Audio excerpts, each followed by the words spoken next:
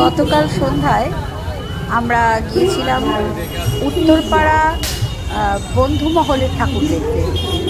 এইখানে বুদ্ধের জীবনী তুলে ধরা হয়েছে, বুদ্ধদেবের যে শান্তির বাণী সেটাও তুলে ধরা হয়েছে। খুব সুন্দর এদের প্যান্ডেলের সাজসজ্জা, আমরা সবাই মিলে খুব ভালো উপভোগ করলাম। তোমরা যদি পারো দেখে এসো, খুব ভালো লাগবে। ঠিক উত্তরপাড়ার যে রেল লাইন, সেই রেল লাইনটা ক্রস করেই বন্ধুমহল ক্লাব। সেই বন্ধুমহল ক্লাবের এবারের বুদ্ধের উপর যে জীবনী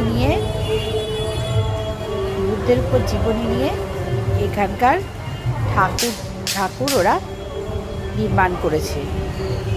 তো বন্ধুরা, সকলকে শুভ সকাল জানিয়ে আমার এই ভিডিওটা আজকে শেষ করলাম। নমস্কার। আবার আসুন কিছু একটা নিয়ে। নমস্কার।